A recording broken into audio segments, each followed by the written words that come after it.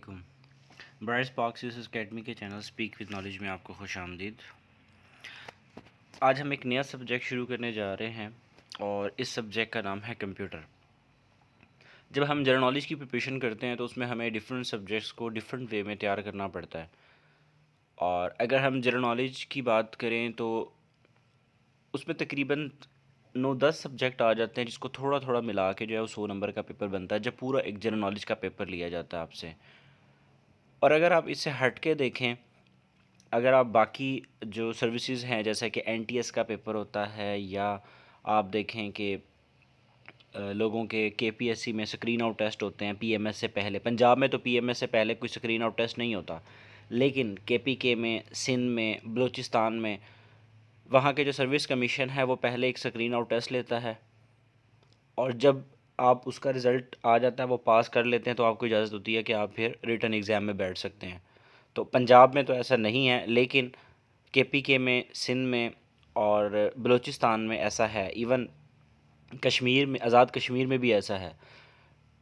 तो अब इसके लिए यही है कि आप जब जनरल नॉलेज की प्रिपरेशन करें तो इसको आप इस तरीके से तैयार करें, अच्छे तरीके से आपको तैयार करना चाहिए कि ये जो आपका जनरल नॉलेज है, ये आपका सीएसएस के जो एमसीक्यूज़ है वहाँ पे भी काम आएगा, और इवन जो स्क्रीन आउट टेस्ट होंगे वहाँ पे भी काम आएगा।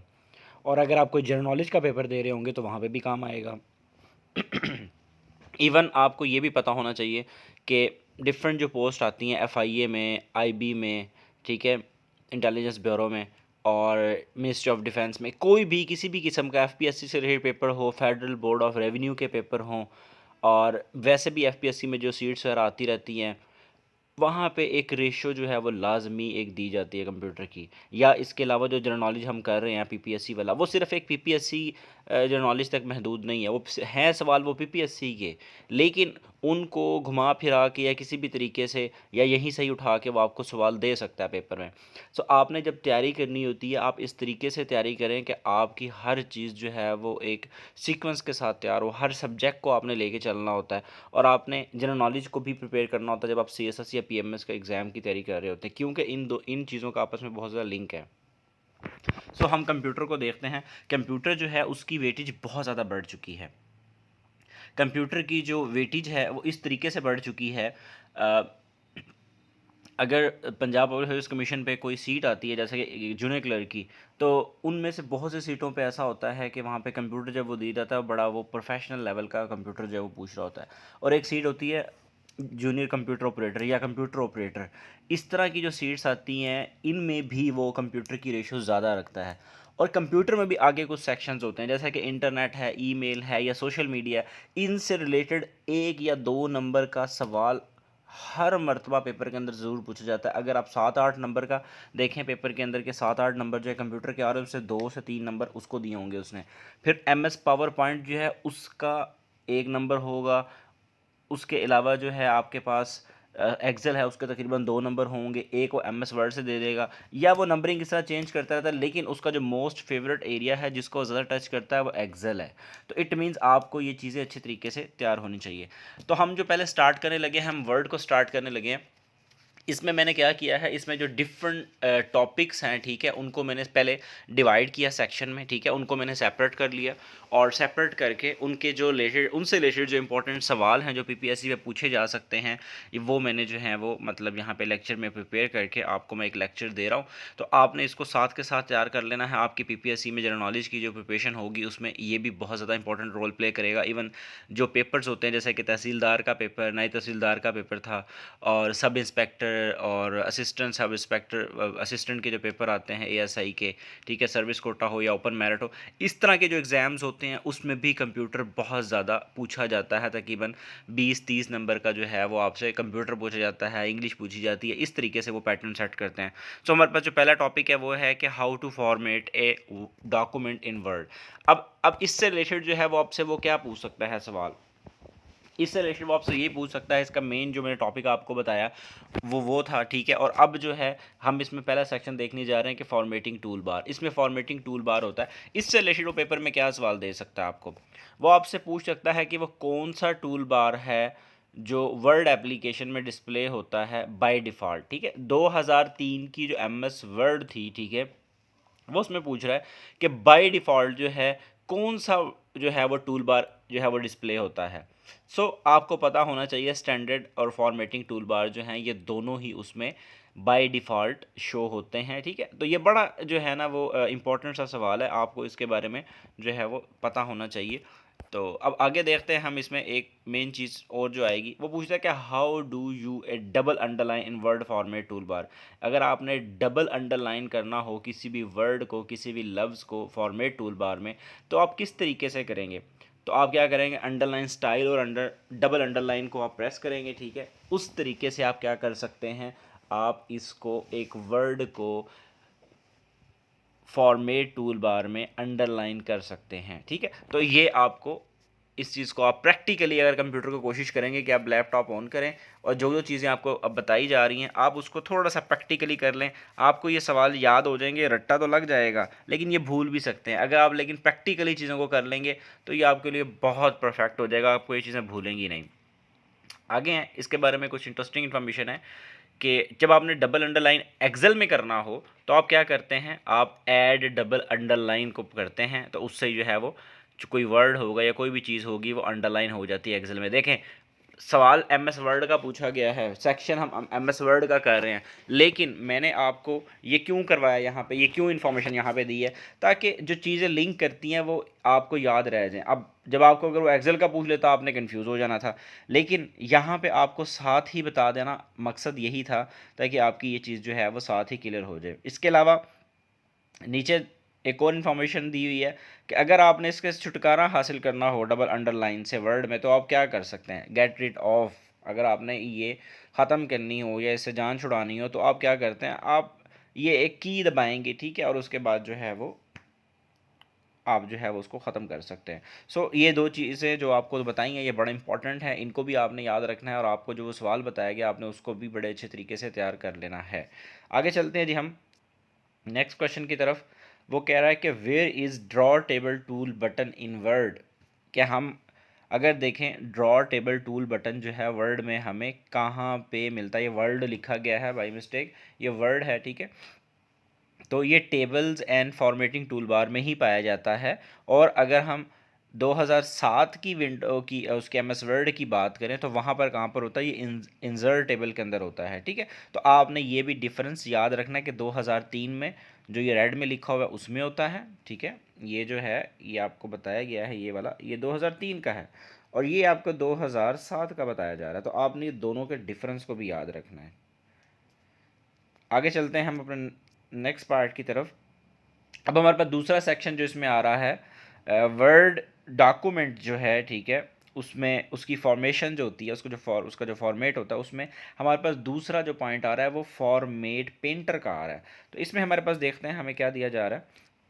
हमारे पास क्वेश्चन आ रहा है कि can you apply exactly the same formatting you did to another text. Yes ऐसा पॉसिबल है, लेकिन कहाँ पर पॉसिबल है, अगर हम फॉर्मेट पेंटर को यूज़ करें तो हम क्या कर सकते हैं, हम सेम फॉर्मेटिंग को जो है वो अनदर टेक्स्ट के अंदर भी अप्लाई कर सकते हैं। तो ये जो है उसने सवाल पूछा है, तो आपको जो है उसको प्रिपेयर करना है। ये सवाल मैं आपको बताता चलूँ, इनमें से कुछ सवाल ऐसे होंगे जो पीपीएससी पे पूछे जा चुके हैं, लेकिन इसमें से बहुत से सवाल ऐसे हैं जो कि मैं आपको एक्स्ट्रा जो है वो कंप्यूटर प्रिपेयर करवा रहा हूँ। मैंने आपको ऑलरेडी बता दिया है कि कंप्यूटर की वेटेज जो है बहुत से पेपर्स के अंदर बहुत ज़्यादा एक्चुअली। जब आपको जूनियर क्लर्क का पेपर होता है तो कुछ में वो डाटा ज़्यादा ले लेता है, कंप्यूटर ऑपरेटर का पेपर उसमें तो वाकई ही ज़्यादा होता है। और एक चीज़ याद रखिएगा, चाहे आप सीएसएस की तैयारी कर रहे हैं चाहे आप किसी भी एग्जाम की तैयारी कर रहे हैं, कोशिश करें आप एक 3 माह का या कोई 6 माह का किसी गवर्नमेंट इदारे से या कोई गवर्नमेंट इदारे से इल्हाक शुदा कोई इदारा हो, प्राइवेट ही हो बेशक, वहाँ से आप कंप्यूटर एप्लीकेशन का M S PowerPoint M S office का आप एक कोर्स कर लें।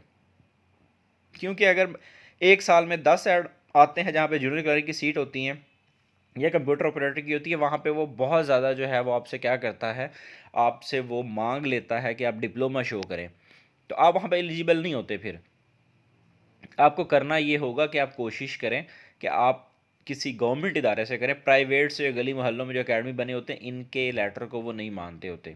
किसी अच्छे जो है ना वो इदारे का जो है ना वो लेटर एक्सेप्ट करता है पीपीएससी। तो आप क्या करें, पीपीएससी हो चाहे कोई भी इदारा हो, जब आप वहाँ पे जाते हैं तो आपको ये शो करना अगर पड़े वहाँ पे वो मांग लें, और ये वैसे भी मेरे ख्याल से कंप्यूटर अब आपको आना चाहिए। और आपको टाइपिंग का टेस्ट होता है आपका रिटन पास होने के बाद, फिर आपका प्रोफिशिएंसी होता है, उसमें आपकी पावर पॉइंट, एक्सेल और एमएस वर्ड आपको चलाना जो है वो देखते हैं, वो आप उसको चला सकते हैं कि नहीं। आपसे डिफरेंट चीज़ें दी जाती है, जिस तरह अभी यहाँ पे लिखी हुई हैं चीज़ें। ये सवाल जो है ना, हो सकता है वो इन्हीं को क्वेश्चन बना के वहाँ पे आपको दे दे कि पैराग्राफ को ये करके दिखाओ, टेबल बना के दो, ये करो वो करो, हेडर फुटर लगाओ। तो आपको मतलब जो है वो चीज़ें करनी पड़ती हैं।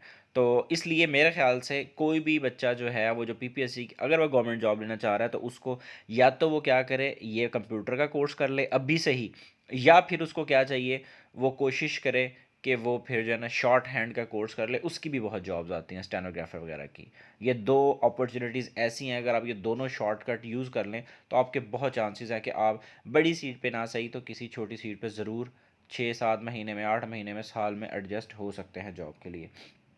आगे चलते हैं हम, हमारा नेक्स्ट क्वेश्चन जो है उसकी तरफ। अब हमारे पास नया एक और सेक्शन आ गया है, तीसरा सेक्शन है इसमें, वो है वर्ड रैप फीचर। ये क्या है वर्ड रैप फीचर, इसको हम देखते हैं। वो कहता है कि what is called when text automatically goes to the next line. ये किसकी वजह से ऐसा होता है, इस फीचर इसको हम क्या कहते हैं जब ये इस तरह होता है कि हमारा जो टेक्स्ट है ऑटोमेटिकली जो है वो नेक्स्ट लाइन की तरफ चला जाता है। ये वर्ड रैप फीचर की वजह से होता है। सो ये आप इंप्लीमेंट करके देखेंगे। आप जो यहाँ पे अब लेक्चर ले रहे हैं, आपका काम है कि आप कंप्यूटर या लैपटॉप को ऑन करें, आप फ़ौरन इन चीज़ों को इंप्लीमेंट करें। साथ साथ आप कर लेंगे, देखिएगा आपको जहन नशीन हो जाएंगी, आपको ये चीज़ें कभी भूलेंगी नहीं। आपको भी सिर्फ 1-2 दफ़ा इनको रिवाइज़ करना पड़ेगा और आपके लिए जो ना वो बेस्ट हो जाएगा काम। आगे चलते हैं हम। अब वर्ड रैप फीचर जो है, ये इसका और फंक्शन क्या है, ये और किस तरीके से काम कर सकता है, ये इंटरेस्टिंग इन्फॉर्मेशन आपको दी गई है, इसको आपने ज़रूर पढ़ लेना है। आगे चलते हैं जी हम। हैंगिंग इंडेंट, ये भी एक पोर्शन है, ये भी एक सेक्शन है, इसी में ही वर्ड डॉक्यूमेंट जो फॉर्मेशन है जो इसकी, उसके अंदर, तो इसको भी हम देख लेते हैं। इसके 2 सवाल हैं यहाँ पे, उनको सवालों को सिर्फ जो है बुलेट्स बना के आपको दिया गया है। ये बहुत इंपॉर्टेंट है, ये पीपीएससी पे अक्सर सवाल ये पूछे भी गए हैं। इसका जो है वो दूसरा नाम क्या है, इसको एज ए सेकेंड लाइन एंडेंट भी यूज़ किया जाता है या कहा जाता है, ठीक है। और ये क्या करता है, ये सब लाइंस को जो लिखी होती हैं उनको कंट्रोल करता है, सिर्फ फर्स्ट लाइन को नहीं। तो यहाँ से देखें, यहाँ से भी आपको जो है वो बताइए, ये 2 पॉइंट बताए गए हैं आपको, लेकिन यहाँ पे आके ना ये चीज़ जो है, ये जो वर्ड है, यहाँ पे आके ये 3 सवाल बन जाते हैं। वो चाहे तो वो पूछ सकता है आपसे कि क्या ये सब लाइन को करता है, यस करता है, या वो नीचे 4 ऑप्शन दे सकता है आपको कि एक पहली लाइन को करता है, दूसरे को करता है, तीसरी को करता है, चौथी को करता है, या सारियों को करता है। तो वो सारियों वाला होगा तो फिर आप ऑब्वियसली ऑल ऑफ दिस होगा। या अगर वो इस तरीके से दे दे तो आपको कह देगा कौन सी लाइन को नहीं करता, पहली, दूसरी, तीसरी, चौथी। तो तब यहाँ पे ऑप्शन में आप क्या देखेंगे, फर्स्ट लाइन को नहीं करता। तो आपने इस तरीके से इस सवाल को प्रिपेयर कर लेना है।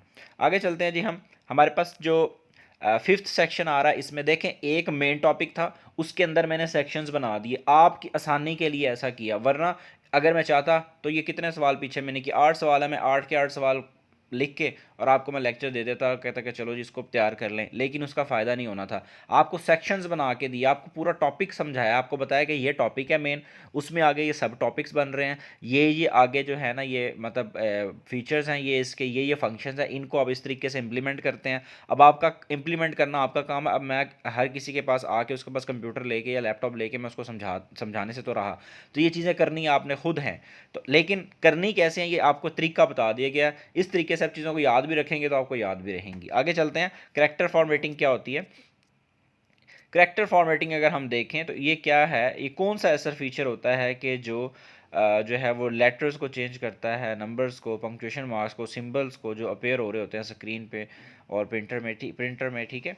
तो प्रिंट करते वक्त तो उसके लिए हम क्या करते हैं, हम फॉर्मेटिंग ही करते हैं। तो ये आपको क्लियर होना चाहिए, यानी कि करैक्टर फॉर्मेटिंग ही उसको बोलते हैं।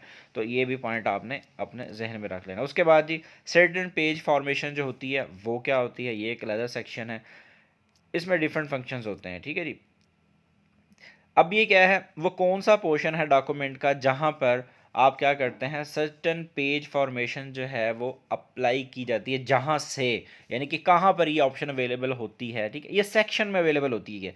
किसकी बात कर रहा है जी, वो क्या अवेलेबल की बात कर रहा है, वो कहता है कि सर्टन पेज फॉर्मेटिंग ऑप्शन ये कहाँ पर अवेलेबल होती है जी वर्ड में। तो आपने क्या बताना होगा फिर किसी को जब बताएंगे आप कहेंगे ये सेक्शन में अवेलेबल होती है। तो ये भी आपको पता होना चाहिए, भी बड़ा इंपॉर्टेंट जो है वो एक फीचर है। आगे चलते हैं जी हम। अब आपको पता है कि डिफरेंट किस्म के जो है ना यहाँ पे बॉक्सेस के नाम आपने सुने होंगे, आप कहते हैं कि ये फलां बॉक्स है वर्ड के अंदर। इनमें से बहुत इंपॉर्टेंट जो है, ये हम डिफरेंट फंक्शंस की तरफ जा रहे हैं, डिफरेंट जो फंक्शंस हैं उनकी तरफ हम जा रहे हैं। अब हम देखते हैं कि डायलॉग बॉक्स है। ये डायलॉग बॉक्स होता क्या है? ये हमेशा सेव करता है डॉक्यूमेंट को ऑटोमेटिकली। और करता कब है? ये दो चीज़ें सवाल बन जाती हैं। वो पूछेगा जी डॉक्यूमेंट को सेव कौन सा फीचर या कौन सा जो है ना वो टूल करता है? ये जी डायलॉग बॉक्स करता है, एक सवाल हो गया। दूसरा सवाल आपसे वो पूछ सकता है कि ये कब करता है? तो ये इसका आंसर होगा ये वाला। ये दो सवाल हैं जी यहाँ पे आपके पास आ रहे हैं, ये पहला हो गया और ये दूसरा हो गया। आपने इस तरीके से जो है ना इसको जहन में रखना है, ये बहुत इंपॉर्टेंट सवाल है ये। आगे चलते हैं हम। डायलॉग बॉक्स के बारे में कुछ और इंटरेस्टिंग चीज़ें हैं जो हमारे लिए करना जो है वो बहुत ज़रूरी है। ये किधर जा रही है स्लाइड? ये जो है हमारे पास इसमें कौन कौन से वेज होते हैं। एक जो डॉक्यूमेंट होती है ना उसको हम इन मैनी वेज जो है हम उसको सेव कर सकते हैं।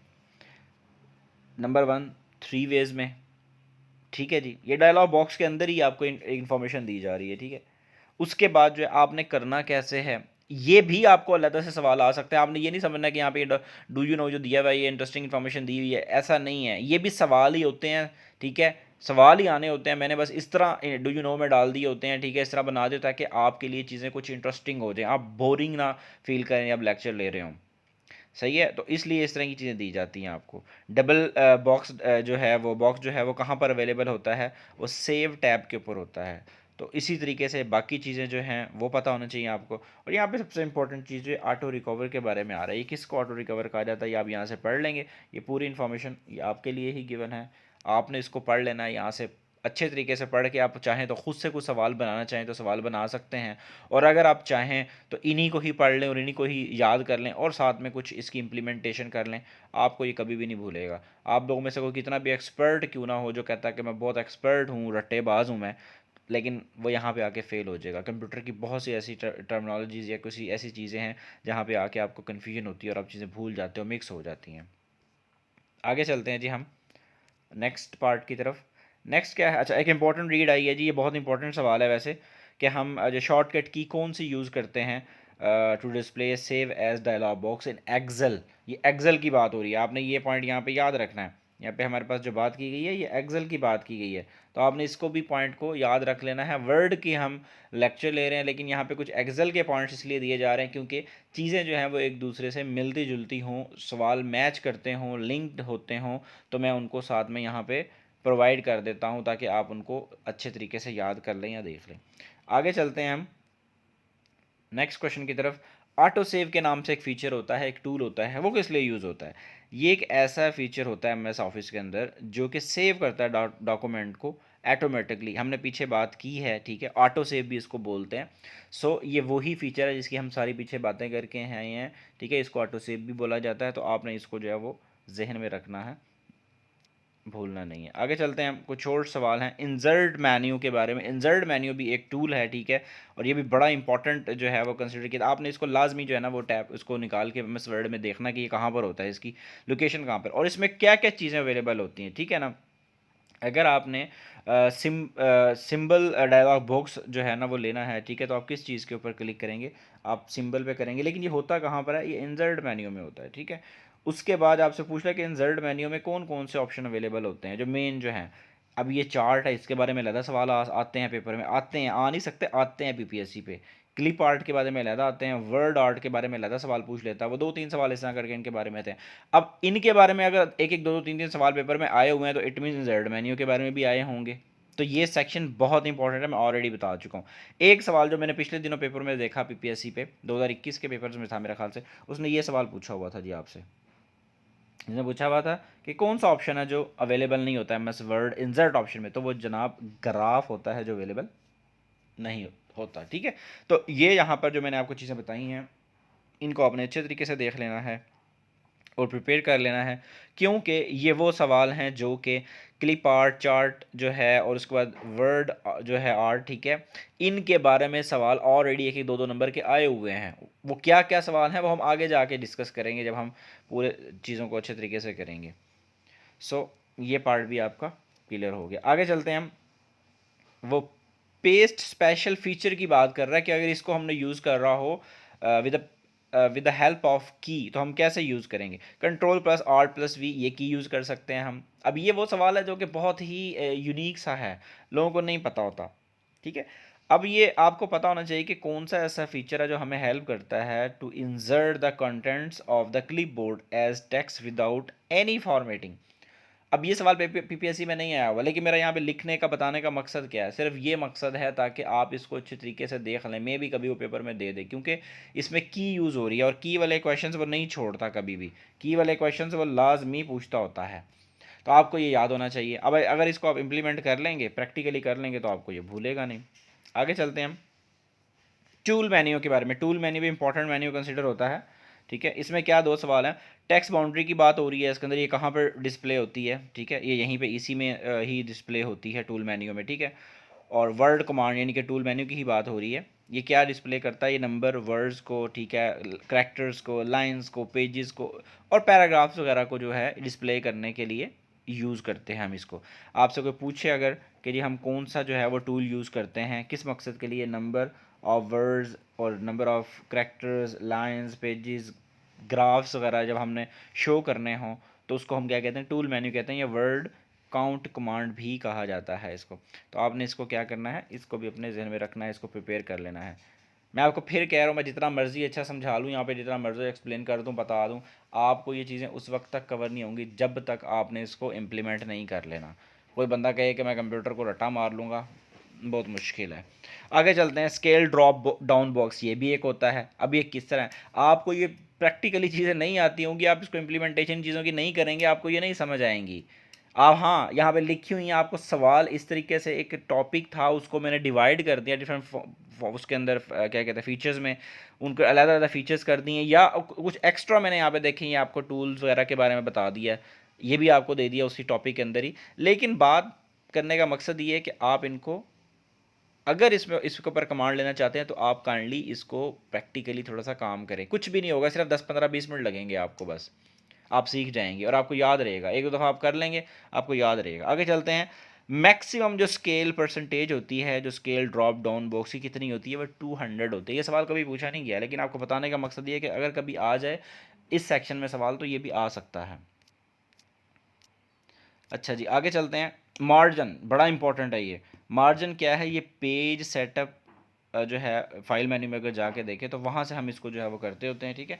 तो ये इसके बारे में दो सवाल हैं, ये आपने देख लेना है, और आपको ये भी पता होना चाहिए कि अवेलेबल कहाँ पर होता है ये पेज सेटअप डायलॉग बॉक्स जो है, तो फाइल मेन्यू में होता है। तो इस तरीके से आपने जो है वो इन दोनों सवालों को भी देख लेना है, इन दोनों लाइन्स को जो लिखी हुई हैं। तो बताने का मकसद सिर्फ ये है कि आप इनको अगर साथ के साथ कर लेंगे और प्रैक्टिकली करेंगे, तो ये चीज़ें कवर हो जाएंगी।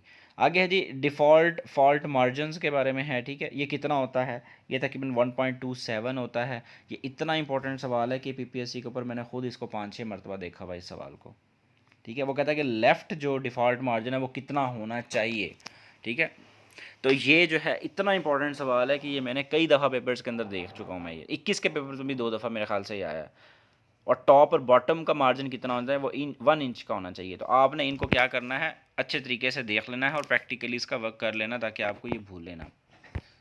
इसके बाद हमारे पास कुछ इंटरेस्टिंग इन्फॉर्मेशन है, वो ये है कि अब जो ये लेक्चर आपको दिया गया है, इसमें सबसे इंपॉर्टेंट सवाल कौन से हैं। ये वो सवाल हैं जो पेपर में ऑलरेडी पूछे जा चुके हैं, ठीक है। तो अब ये जो पेपर में ऑलरेडी सवाल पूछे जा चुके हैं वो कौन कौन से हैं। एक तो हमारे पास ऑटो सेव के बारे में पूछ सकता है, ठीक है, ये कहाँ पर होता है, ये क्या है, किस मकसद के लिए इस्तेमाल होता है। दूसरा हमारे पास वो फॉर्मेटिंग टूल बार की डेफिनेशन पूछ रहा है कि ये कहाँ पर जो है वो बाय डिफ़ॉल्ट शो होता है। तो ये आपको पता नहीं चाहिए, 2003 में जो है ना वो होता है। ग्राफ जो है वो कहाँ पर अवेलेबल नहीं है, मैंने आपको ऑलरेडी बताया कि अभी ये 21 के ही पेपरों में शायद मैंने देखा, ये ग्राफ जो है वो अवेलेबल नहीं होता, ठीक है, इंसर्ट की जो ऑप्शन है उसमें। सो ये जो सवाल थे ये बहुत इंपॉर्टेंट थे। नेक्स्ट भी हैं कुछ, उनकी तरफ देखते हैं हम। Certain page formation can be done in the section, ये भी इंपॉर्टेंट सवाल है। डिफ़ॉल्ट लेफ़्ट मार्जिन मैं ऑलरेडी बता चुका हूँ कि 1.25 होता है। ये बहुत इंपॉर्टेंट सवाल है। इस पूरे सेक्शन में सबसे इंपॉर्टेंट सवाल मेरे ख़्याल से यही था, जो बहुत ज़्यादा रिपीट हुआ हुआ है। और centre is not type of margin, ये भी बहुत इंपॉर्टेंट सवाल है। पीछे जो है वो कुछ चीज़ों के अंदर ही मिक्स हो गया होगा ये सवाल, लेकिन यहाँ पे मैं आपको बताता चलूँ, ये बहुत ही इंपॉर्टेंट सवाल हैं ये दोनों। ये जो मैंने आपको लेफ़्ट मार्जिन वाला बताया और ये जो बताया गया है कि ये पेज मार्जिन में नहीं है सेंटर, ठीक है, तो ये सवाल भी बहुत इंपॉर्टेंट, और इससे नीचे वाला जो है वो भी आपने देख लेना है। यहीं पे हमारा जो है वो लेक्चर ख़त्म होता है, हमारी डॉक्यूमेंट कंप्लीट हो गई। और आपने जो है वो इसको, एक सेक्शन था, ठीक है, एक पहला टॉपिक था ये जो हमने किया है वर्ड डॉक्यूमेंट के बारे में। और नेक्स्ट जो होगा वो इंशाल्लाह वो भी हम जो है वो जल्द अपलोड करेंगे। आप इसको जो है वो अच्छे तरीके से एक तो प्रिपेयर करें, और इसके अलावा जो है इसको प्रिपेयर करने के साथ साथ आपको चाहिए कि आप इसको इम्प्लीमेंट भी करें चीज़ों को, ताकि आपको भूलना। अगर आपने हमारा चैनल सब्सक्राइब नहीं किया तो इस चैनल को जो है वो आप सब्सक्राइब करें, और मैक्सिमम लोगों तक जो है वो इसको शेयर करें, ताकि बाकी लोगों को भी इन लेक्चर से फ़ायदा हो सके। ठीक है जी, इसको आपने अच्छे तरीके से तैयार कर लेना है, और तैयार करने के साथ साथ जो है आपने अच्छे से नोट्स बनाएं और इनकी प्रैक्टिस करें, ताकि आपको ये चीज़ें जो हैं वो भूल ना सके। ठीक है, अपना ख्याल रखिएगा जी, अल्लाह हाफिज़।